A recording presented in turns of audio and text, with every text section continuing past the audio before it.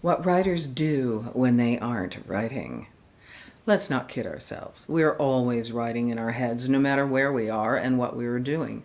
Taking a bath, driving a car, attempting to clean the house or apartment, or even our desks. We convince ourselves that books are vital and our mission in life is important, and much more important than a clean house. It's not a bad way to live. It's full of adventure in books. Hello and welcome back to my writing journey. I'm Ellen Byerrum, a mystery writer who also pens thrillers, children's books, short stories, and plays. And I was a job safety reporter for many years in Washington, D.C., where I often saw tragedy dancing cheek to cheek with a pratfall, giving me lots of inspiration for writing. If that sounds interesting to you, please like and subscribe to this channel and hit the notification bell so you don't miss any videos. So, what do we do when we aren't writing? We sleep, according to my husband. At least I sleep. Thanks, honey. But I agree, I crave sleep. I've often been a victim of insomnia and the middle of the night writing muse that teases you with ideas, great creative ideas that you must write down with a light-up pen.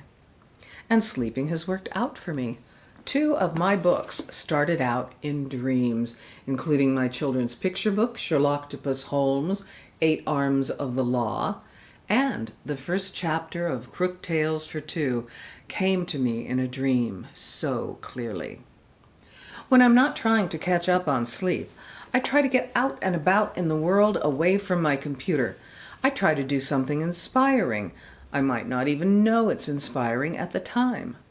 A couple weeks ago, we visited Lakeside Amusement Park in Lakeside, Colorado, which opened up in 1908.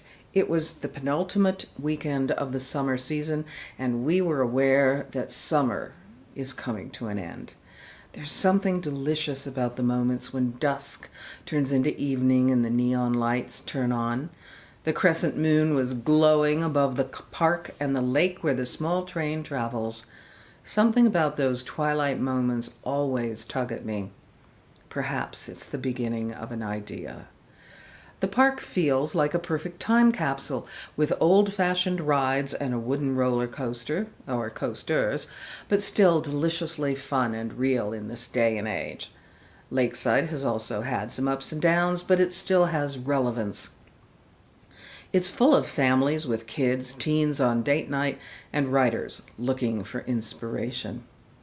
Some rides have fallen by the wayside, and one, which used to be called the Star Ride, is a skeletal ruin. We have visited it over the years. The dead ride inspired me, and I combined it with memories of the old amusement park in Glen Echo, Maryland, in my work. Glen Echo opened in 1911 and was shut down in 1968. It reopened in 1971, run by the National Park Service. When I first visited Glen Echo, it had a very dilapidated, haunted air about it, and you could even see the bones of a shooting gallery. Now it has a lot of beautifully restored buildings, including the carousel and gorgeous Spanish ballroom, which I made a point of visiting and dancing in. I included the Spanish ballroom for a scene in the prequel to my Crime of Fashion series, The Brief Luminous Flight of the Firefly, which is set in the 1940s. In both parks, I can feel the ghosts of days gone by. Not literally, but in my imagination. And I realize that I have included these old amusement parks as inspiration, not only in that book, in my play, The Angel of Death Rises Early, and in a short story, The End of Summer. There's something so haunting about an old or dilapidated amusement park, something that wants to be written. I thought I'd share the opening paragraphs of The End of Summer, because it is the end of summer right now. The skeleton of a derelict Ferris wheel was visible just above the tree line, a reminder of days gone by, before nature had reclaimed the majority of Fun Valley Amusement Park. Gazing at it, you could almost hear the laughter of children, the band organ of a merry-go-round, the delighted screams at the top of a roller coaster, once called the Star Catcher, and illuminated with a neon galaxy of lights. The Ferris wheel hadn't moved in more than 50 years. It was rusted into place. Now maples, cottonwoods, and ivy grew through and around the machinery as the wetlands encroached ever closer. There were times during the day when a trick of the light and wind-shaken vines seemed to form shadows of bygone thrill-seekers, giving rise to rumors that the swamp was haunted.